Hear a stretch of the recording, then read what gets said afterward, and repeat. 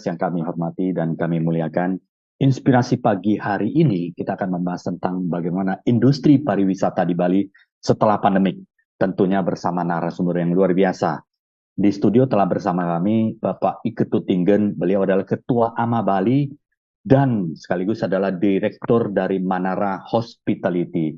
Saya sapa dulu Pak Ketut Tinggen, apa kabarnya Pak Ketut? Salam dari Medan untuk Bali, Pak Ketut. Kabar luar biasa sehat, Pak Sen. Pak Ketut, ini kalau cerita Ya, Bali tidak akan ada habis-habisnya Pak ya. Itu dengan apa keindahan alam dan kemudian pariwisata yang luar biasa dan kemudian perkembangan juga infrastruktur yang luar biasa termasuk seni budaya, pantainya juga indah sekali Pak Ketut. Nah, kalau cerita tentang Bali ini pasti ada dampak ya pada saat pandemi ada dampaknya dan kalau dilihat dari keramaian yang saat ini dan beberapa event-event yang dilakukan di Bali pada saat KTT juga ya Pak ya beberapa waktu lalu Sultan Brunei juga nginapnya di Bali Pak karena ya keindahan betul. Bali yang luar biasa selain Betul di sekali. NTT Pulau Komodo. Pak Ketut, ceritakan sedikit tentang Manara Hospitality Pak Ketut dan kegiatan di AMA Bali Pak. Silakan Pak Ketut.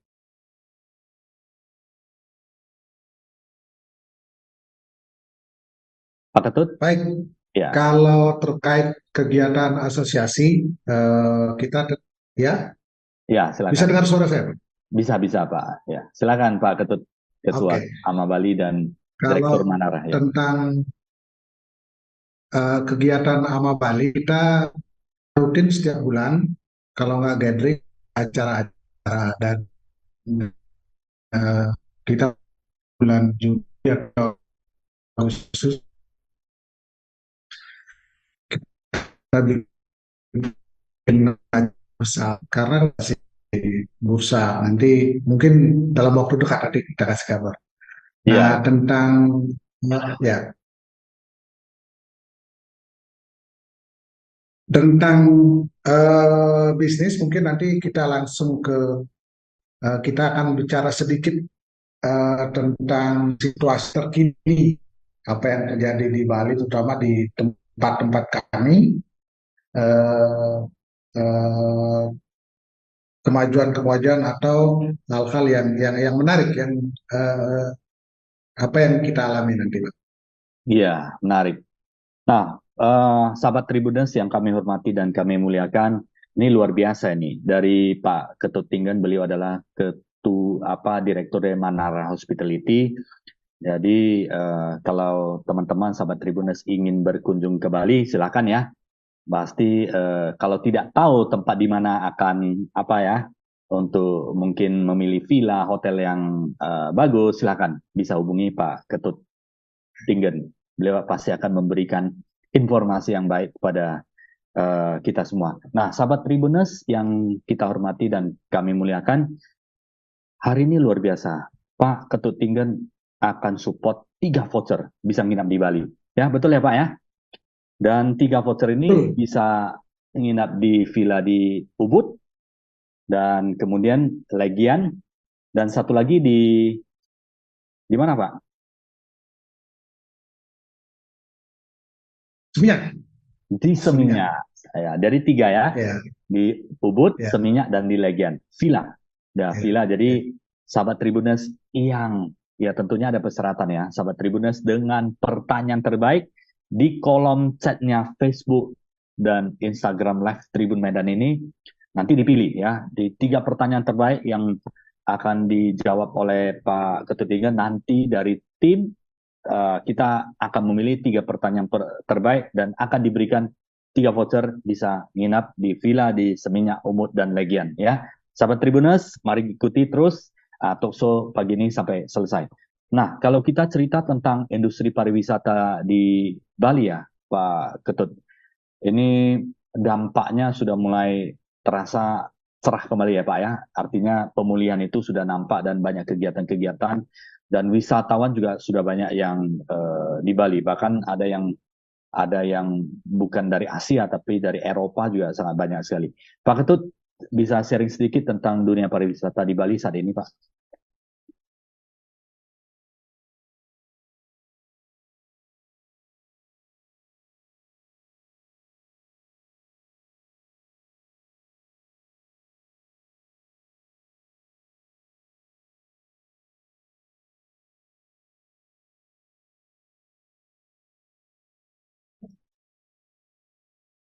Pagi, Pak Ketut masih mendengar?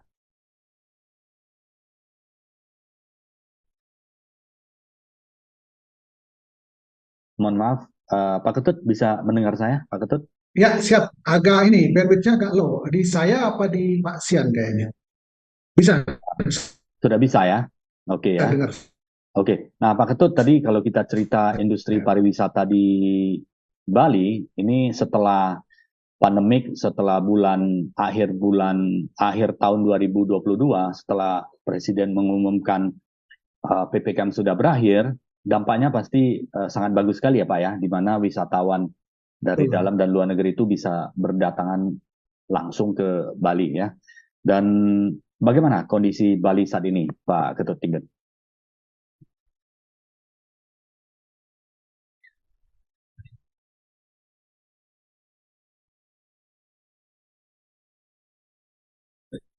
Halo,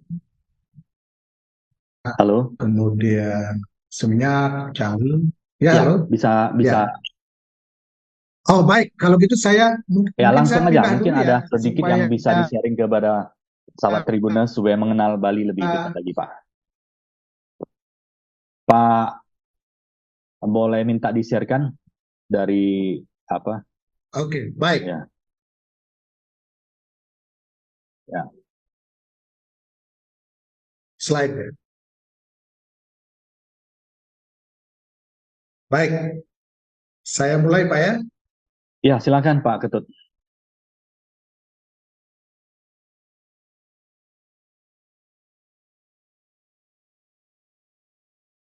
Pak, agak low. Saya pindah sedikit ya, Ya, putus-putus. Boleh saya bergeser ya untuk boleh, boleh. mendapatkan sinyal yang lebih baik. Boleh, silakan Pak Baik. Ketut Tinggen. Ya, silakan Pak. Oke, saya pikir di sini sudah lebih ini ya. Iya, ya, sudah bisa lebih jelas ya.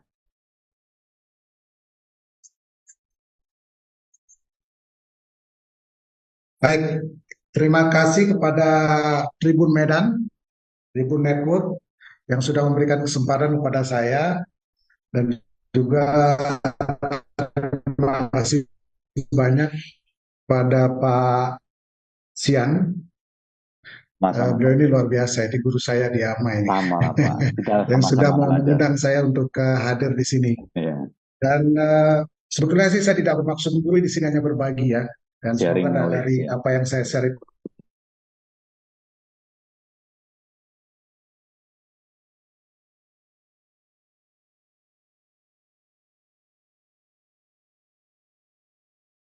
berikan beberapa slide eh, yang ingin saya sampaikan kepada eh, teman-teman, rekan-rekan pemirsa. Baik, mungkin bisa dari awal ya, sudah dari awal ini ya, sudah.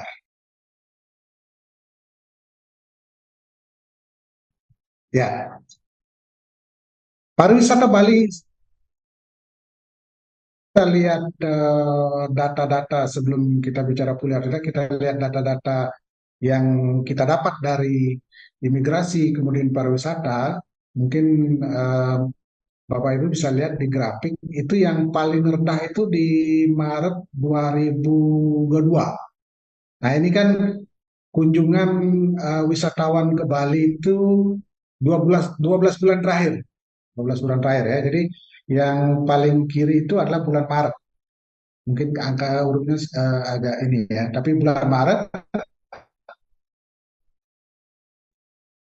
berjalan selama 12 bulan, itu bulan April, dan April itu cukup tinggi, ya, cukup tinggi, itu mendekati 1.500 150.000 per bulan kunjungannya. Dan ini merupakan kabar baik. Turis Australia ya, itu 25%. Mari kita lihat datanya. Bisa kita lihat slide kedua ya. Silakan.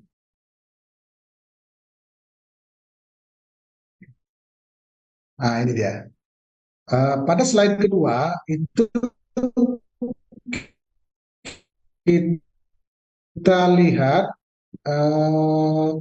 ya, wisatawan yang masih dominan ke Bali itu adalah Australia, karena mungkin dekat ya, faktor dekat dengan uh, Bali.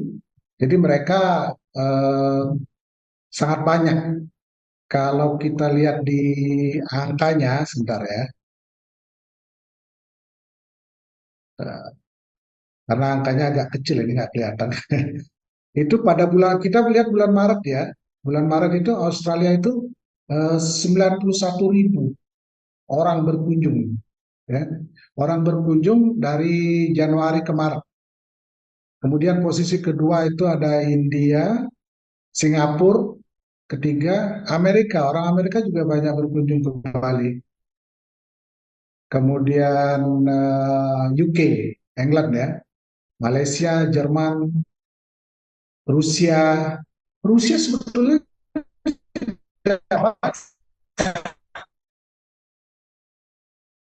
berkunjung dalam tanda saya akan step by step. Kemudian ada Korea, Cina, Prancis, Nederland, Filipina, Jepang juga sudah mulai masuk. Nah, ini yang ini akumulasi ya dari Januari sampai Maret 347.901. Nah, itu Australia masih menempati urutan tertinggi. India masih tetap nomor 2. Cina sudah mulai masuk ya, karena bulan bulan April Cina sudah dibuka, UK,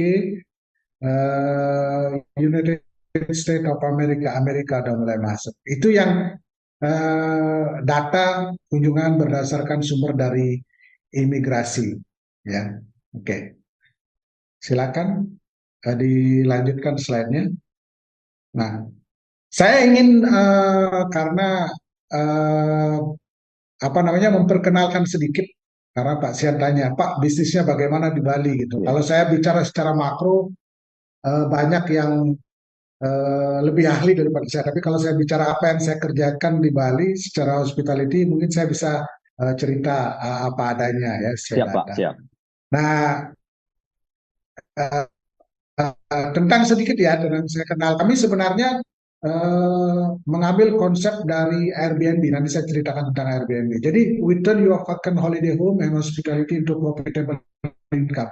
Jadi, Bapak Ibu misalnya yang ingin berinvestasi di Bali untuk membeli villa atau kondominium dan sebagainya, eh, karena ingin liburan ke Bali, ingin punya properti di Bali, kan pada saat tidak ke Bali kan kita bisa sewakan, gitu. Konsepnya seperti itu. Jadi yang punya properti di Bali dan nganggur, kita bisa kelola, ya, kita bisa kelola, bisa maintain, bisa jaga, dan bisa menghasilkan uang. Itu konsep awalnya. Dan oke, selain mungkin bisa dilanjutkan. Nah, di sini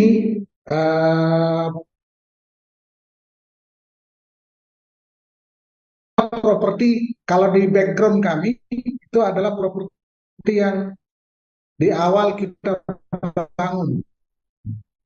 Slide berikutnya, Pak. Nah, ini dia.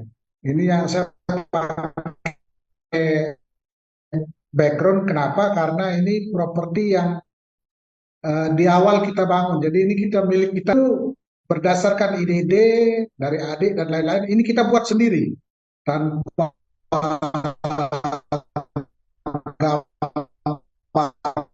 yang apa namanya, kalau harusnya kan bikin bangunan kita cuma norak-norak aja lah, bangun kayaknya begini bagus, dan alhamdulillah ini cukup tren. Jadi dengan okupansinya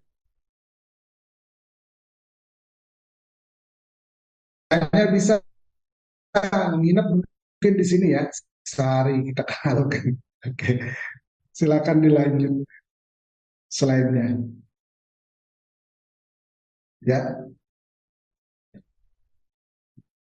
next slide. Nah, eh, kemarin Pak Siap sempat tanya gimana caranya melewati krisis gitu. Yang jelas semua dari kita, eh, kita udah lupa gimana caranya melewati krisis itu ya. Yang jelas sudah lewat menurut saya, betul ya. Dan semua baik-baik saja. Jadi ya, beberapa ahli bilang setiap 5 sampai 10 tahun yang akan datang pasti ada krisis lagi gitu. Dan kita harus siap. Tetapi kan kita sudah paham bahwa yang namanya manusia kan eh, apa namanya, eh, yang berevolusi dengan baik. Nah, tetapi beberapa hal yang kami dapatkan dari peristiwa ini adalah beberapa hal-hal yang positif semenjak kejadian COVID. Saya ingin cerita sedikit tentang uh, investment and diversifikasi. Jadi di uh, dengan adanya COVID kemarin, teman-teman di Bali, terutama di AMA ya, uh, mereka mulai belajar tentang investasi dan mendiversifikasi usahanya, gitulah. Itu yang dari teman-teman. Nah, kemudian di tempat kami itu ada beberapa hal yang sangat apa namanya berubah dari sisi staff, misalnya multifunctional, hampir semua properti kami itu ada kolam renangnya, ada swimming pool, private swimming pool.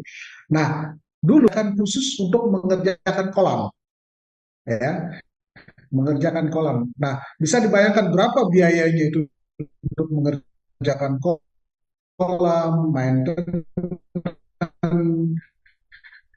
membeli obat dan lain-lain. Tetapi karena bersihkan saja, dia harus membersihkan kolam, gitu. Harus maintenance. Akhirnya karena supervisor yang di sana sudah bisa, sampai saat ini kita tidak meng-hire lagi tukang kolam. Bayangkan berapa hemat biayanya, ya. Itu hal-hal yang menarik. Makanya beberapa eh, teman-teman bilang, termasuk pemimpin bilang, di setiap krisis pasti ada sesuatu positif yang akan terjadi. Kemudian ada efisiensi banyak hal, kemudian revenue naik, gross operating profit. Saat ini, kalau kita bicara gross operating profit, gross operating profit itu adalah eh, apa namanya, omset dikurangi biaya di luar pajak ya, di luar, dan bisa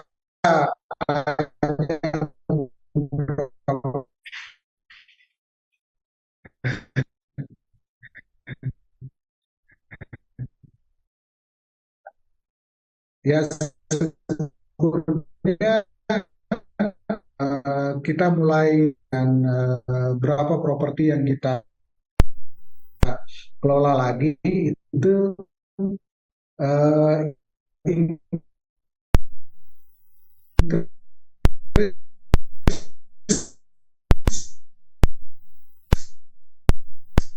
sekitar 20 sampai 20.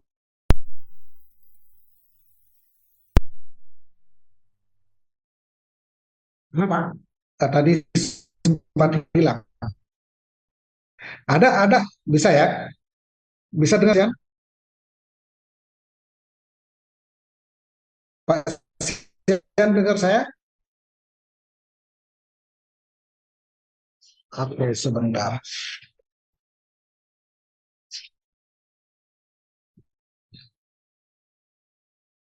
Oh, sebentar. Oh, pasien mute ya. Oke, saya lanjutkan ya.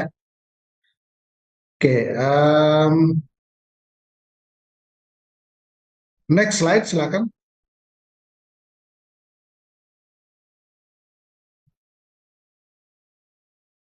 Pak Sian masih mute itu, nggak ada suaranya. Oke.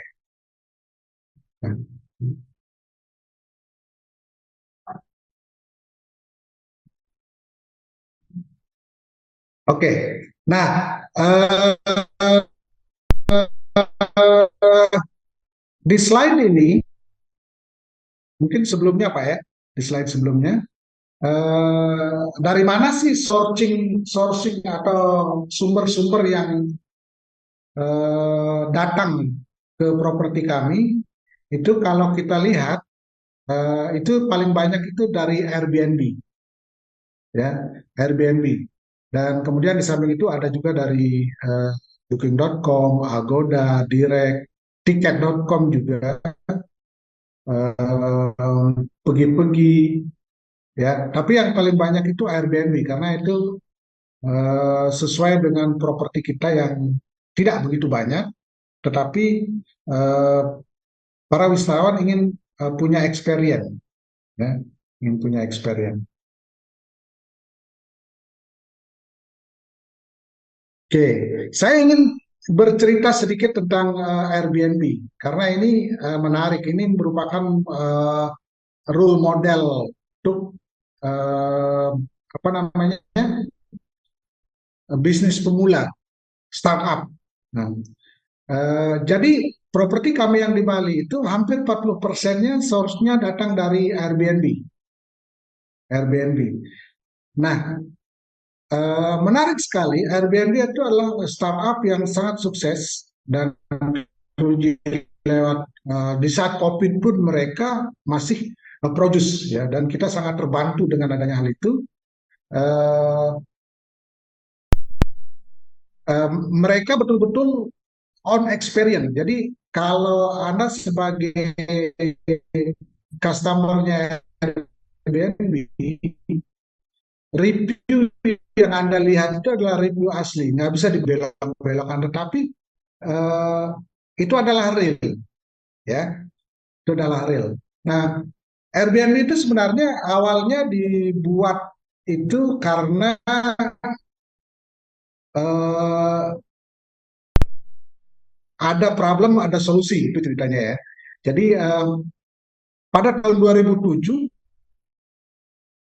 di, di San Francisco itu ada konferensi desain, konferensi mahal. Nah, ada seorang anak muda namanya Brian Chesky dan Joy Gebbia, dia punya apartemen, tetapi kamar tamu sering di luar dan sebagainya. Nah, karena banyak demand, banyak permintaan untuk stay, dan sementara hotel banyak overbook, ya, maka mereka ingin melalui aplikasi ingin menyewakan ruang tamu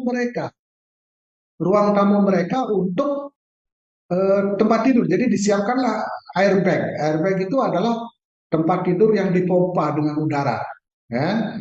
Kemudian dikasih bantal, dikasih selimut, kemudian disiapkan breakfast. Breakfastnya pun tidak dimasakin, jadi roti taruh di kulkas, telur taruh di kulkas.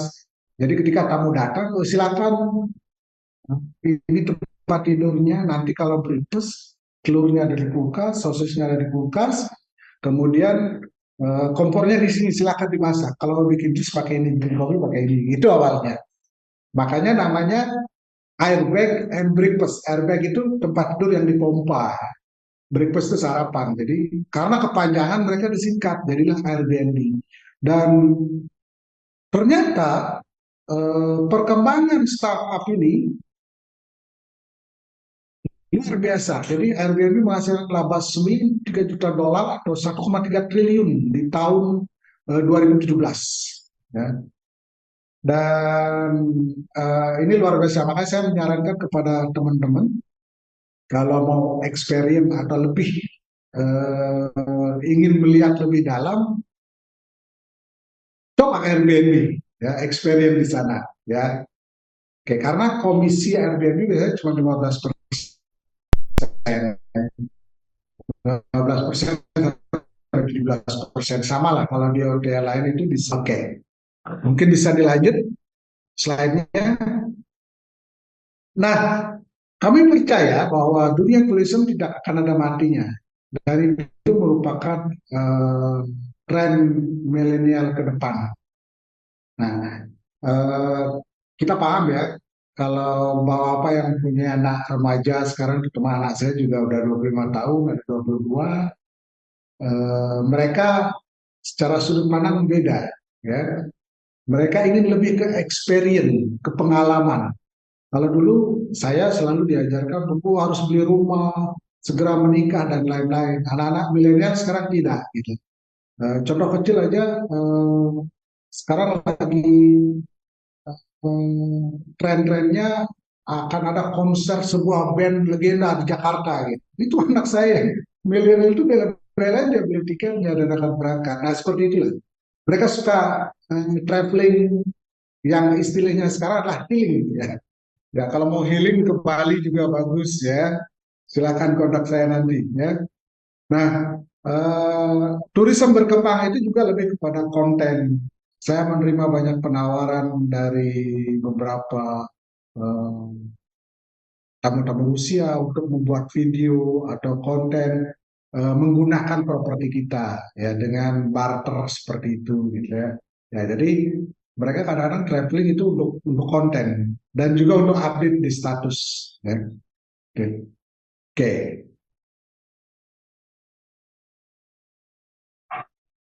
Next slide. Sebagai penutup, saya eh, bicara hari ini ringan-ringan saja, nggak usah berat-berat. Eh, ini ini menarik kata-kata ini karena kata-kata ini saya dapat ketika COVID itu baru mulai. Jadi COVID itu baru mulai, seminar waktu itu langsung dilakukan secara Zoom. Nah, jadi saya pertama kali ikut Zoom setelah COVID melanda. Nah, di akhir karena saya penasaran seperti apa sih ikut apa namanya seminar waktu itu, ya, di awal-awal. Ini pertama kali saya ikut seminar. Yang menarik sekali dari akhir sesi itu beliau mengatakan begini, katanya ada seorang orang Jepang, ya, mengatakan begini, ketika krisis sudah lewat maka kita akan lupa bagaimana cara melewatinya. Betul, ya? Kita udah lupa itu COVID itu seperti apa, ya. Iya, Yang jelas kita baik-baik saja, Mas, ya. iya, ya Tapi ada bersyukur. sih, Iya, ya, tapi ada sih Pak dari salah satu teman kita, teman baik kita, ya, pembina AMA, ya, Bali, ya. Beliau adalah seorang yang sukses, punya sekolah, eh, very young, energized, energik, dan sangat sukses. Saya banyak belajar dari dia, namanya Pak Coach Nyoman Sukedane. Mungkin Pak pernah dengar. Beliau adalah pembina AMA Bali. Beliau adalah salah satu apa namanya yang dipanggil pada saat COVID. Saya sedih sekali kalau melihat cerita beliau.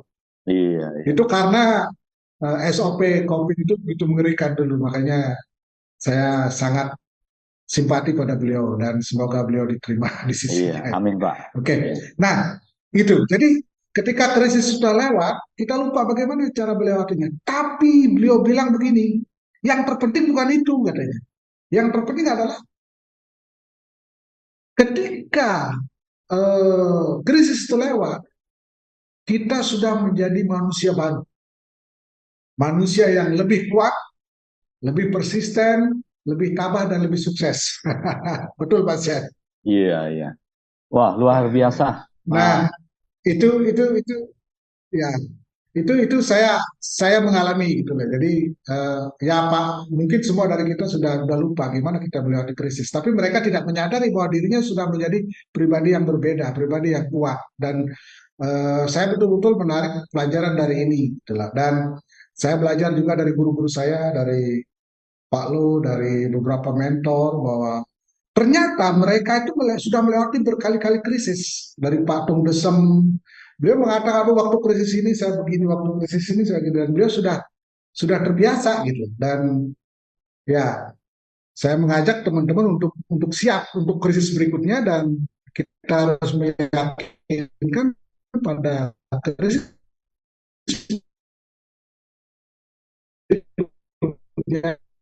kita adalah orang yang lebih kuat lagi, berbeda lagi. Ya, mungkin itu saja Pak Sian. Ya, Kita menarik. ringan-ringan saja. Iya, terima kasih Pak Silakan kalau mau yang sharing. bertanya interaktif. Ya, Iya, terima kasih silakan Pak Pak Sian. Kita Ketut kembalikan. Tinggen. Iya, luar biasa. Kalau dilihat dari paparan dari Pak Ketut Tinggen, Bali sekarang udah rame Pak ya, terutama dari Ya, Asia seperti dari India juga, China udah mulai open sehingga wisatawan sudah mulai masuk. Australia sudah pasti Pak ya. Kemudian ada Jepang, Eropa juga udah mulai banyak, Jerman juga banyak. ya, Nah, ini adalah kabar yang sangat baik sekali, Pak Ketut Tinggen, dan ini mudah-mudahan bisa menjadi apa ya Pak ya, menjadi lebih maju ke depannya lagi. Karena setelah krisis Pak, itu biasanya akan tambah lebih kuat ya Pak ya. Karena krisis itu berhenti sejenak untuk berpikir, memperbaiki ya. lingkungan, memperbaiki diri sendiri sehingga nanti ke depannya akan lebih kuat lagi. Nah, Pak Ketut, ini ada pertanyaan Ya.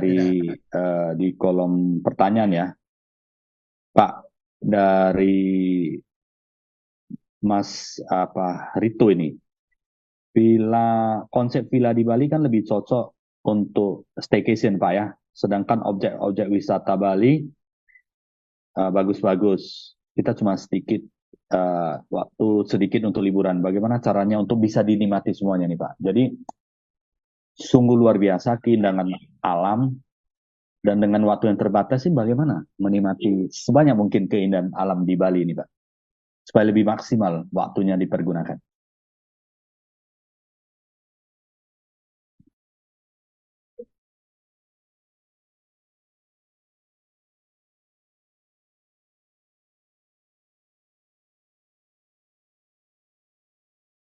Pak Ketut mendengar? Oh, dengar, dengar Pak. Ya, Bisa ini diulang dari Pak? Maaf tadi Mas agak Rito, ini ada putus. pertanyaan dari uh, Jet Rito 7. Konsep villa di Bali lebih cocok untuk staycation, Pak. Sedangkan objek wisata Bali banyak yang bagus-bagus. Sedangkan waktu kita cuma sedikit untuk liburan. Bagaimana caranya bisa uh, semuanya nih bisa dinikmati, Pak? Ini harus ada ahlinya, Pak. Oh, oke, baik. Dengan Pak siapa yang bertanya, maaf Pak? Dengan Mas Pak Jet siapa yang bertanya? Rito, Jet Rito, dari Jet Rito, Rito, Pak. Jack Rito. Oke, Ya, oke, baik. Bagus juga pertanyaannya. Jadi ini tipsnya begini. Kalau Anda traveler yang lebih banyak berada di luar, memang lebih baik, atau si solo traveler, lebih baik cari hotel yang budget atau hostel sekalian. Tetapi kalau Anda seorang honeymooner, misalnya membawa pasangan atau keluarga, saya sarankan memang di villa dan nikmati semua fasilitas yang ada. Apakah Anda berenang, kemudian apa namanya, barbecue di villa, atau makan siang, dinner dan sebagainya. Terutama yang couple ini bisa romantis di villa. Ya, you can imagine, you can swim with naked, sorry to say ya. Jadi betul-betul free gitu kan. Jadi itu ternyata freedom ya. kenikmatan, experience dari, saya belajar dari orang-orang Eropa, mereka berdua gitu kadang-kadang mereka tidak pakai baju Pak di villa, ya tidak ada yang lihat juga kan.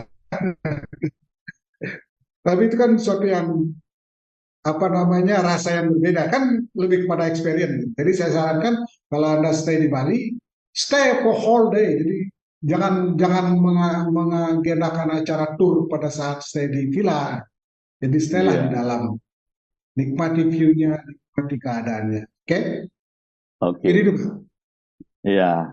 Jadi nanti Mas Rito bisa hubungi ke Manara Hospitality ya Pak ya, kalau ingin mendapatkan informasi yang lebih banyak tentang Bali, Ya, baik itu boleh. personal, keluarga maupun grup-grup yang ingin beli Bali silakan. Pak Ketut Tinggen, silakan info nomor handphone yang bisa dihubungi Pak Ketut. Apakah langsung nomornya Pak Ketut atau bagaimana Pak? Boleh, tidak apa-apa.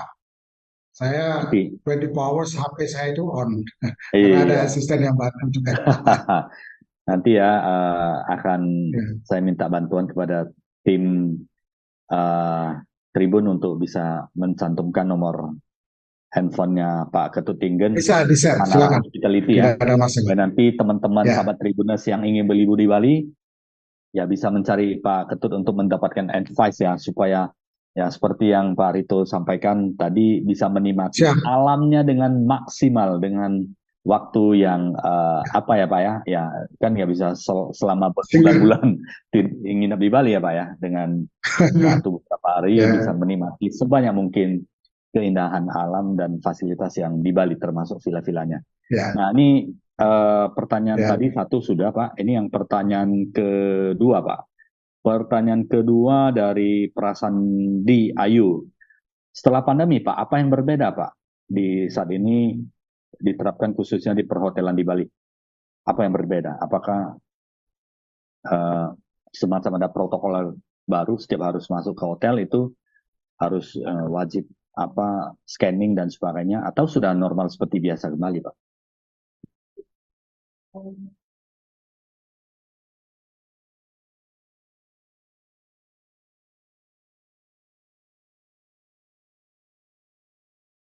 Kalau secara pelayanan beberapa mungkin karena terbawa tradisi COVID, apa namanya, ada beberapa uh, uh, dari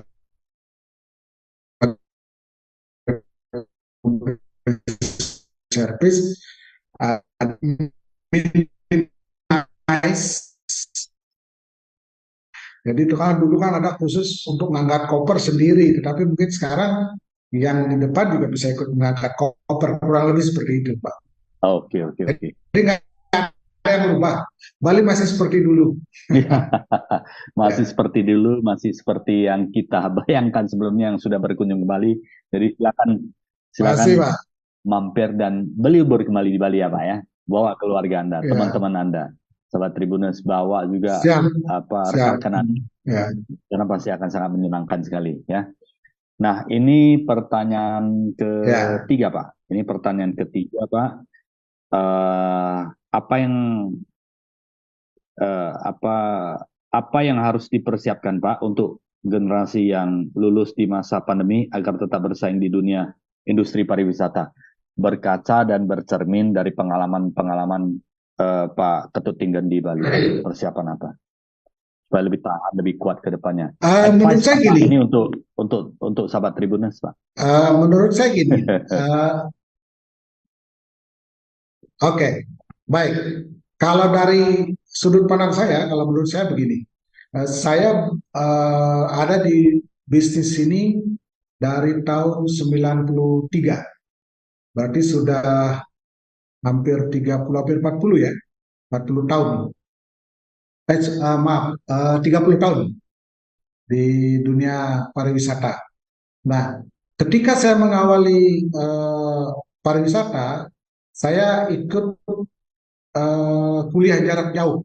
Waktu itu namanya American Hotel and Motel Association. Nah, di buku pertama disebutkan begini, bisnis seperti ini itu adalah dua hal, ya, courtesy and efficiency, itu saja. Jadi courtesy itu keramah tamahan. Jadi kalau konsep kami di Manara itu adalah tamu yang datang itu sahabat kita. Pasien datang, pasien Pak Abang, mari silakan, saya ajak ke sini. Itu courtesy-nya ya. Jadi udah nggak formal gitu. Saya kalau dulu kan sebelum COVID, kalau pasien pergi ke Nusa Dua, itu mungkin resepsinya akan begini dan betul-betul formal gitu kan. Nah, buat milenial itu malah gak nyaman mereka seperti itu. Tapi ketika disambut seperti teman, pasien mari, selamat datang di Bali, ayo kita makan misalnya gitu. Pak Sian harus coba ini dan sebagainya. Ini menarik, ini yang happening di Bali sekarang. Eh, itu dari sisi kurtesinya. Nah, efisiensi adalah dari sisi bisnisnya. Karena seperti yang sudah kami lakukan, ketika dulu sebelum COVID, semua properti kita kan ada kolam renang, Pak.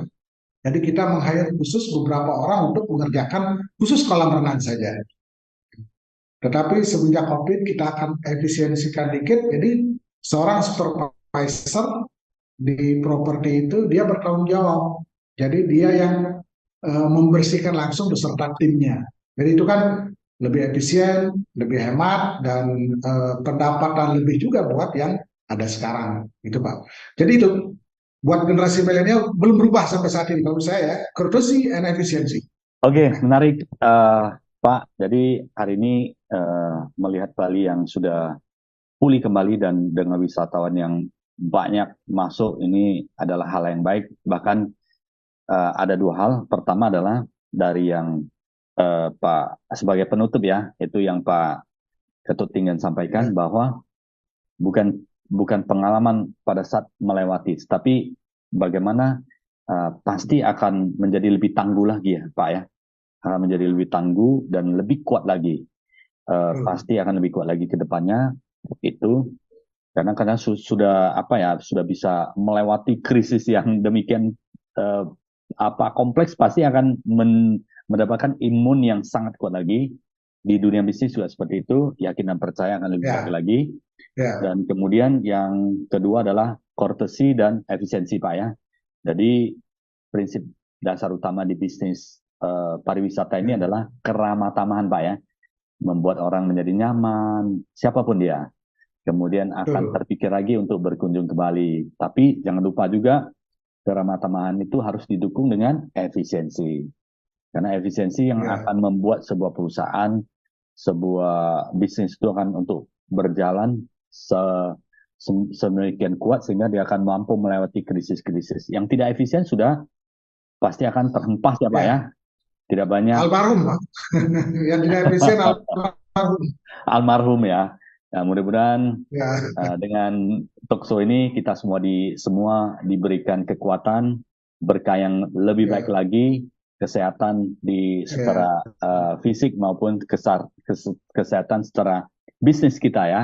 Amin. Kita menjadi lebih kuat lagi ke depannya dan akan lebih tangguh lagi ke depannya. Terima kasih Pak Ketut Tinggan ya, Ketut Tinggan yang sudah mengisi acara, memberikan support kepada Terima kita. kasih. Dan terutama ada 3 voucher ya, 3 voucher, dan tadi ada 3 pertanyaan terbaik. Nanti kami akan koordinasi ke tim Pak, tim Tribun akan memberikan informasi kepada pertanyaan terbaik tersebut, dan tentunya nanti akan nanti silakan dikirim ke kami nama kemudian kontaknya. Iya. Pak izin ya Pak ya, nanti nomor Manara Hospitality saya berikan kepada tim ya Pak ya, kantor resmi ya Pak ya, kantor resmi Tribun Medan, supaya nanti bisa dihubungkan ke Bapak ya Pak ya. Boleh. Baik, terima kasih Pak Ketut Tinggan, terima kasih kepada sahabat Tribunnya semuanya. Selamat kepada tadi ya. Terima kasih pertanyaan terbaik dan akan dihubungi kembali oleh tim Tribun. Dan salam sehat selalu untuk kita semuanya. Jangan lupa bisnis itu adalah pelayanan. Tunjukkanlah kita peduli kepada pelanggan kita, keramah tamahan kita, sehingga customer kita akan menjadi senang dan akan berhubungan untuk jangka waktu yang panjang. Tetapi efisiensi juga penting bagi kita semua ya. Salam sehat dan sukses selalu untuk kita semuanya. Sampai jumpa Inspirasi Bisnis episode berikutnya setiap hari Jumat pagi jam 10 yang selalu menarik untuk kita semuanya. Terima kasih. Sampai jumpa kembali.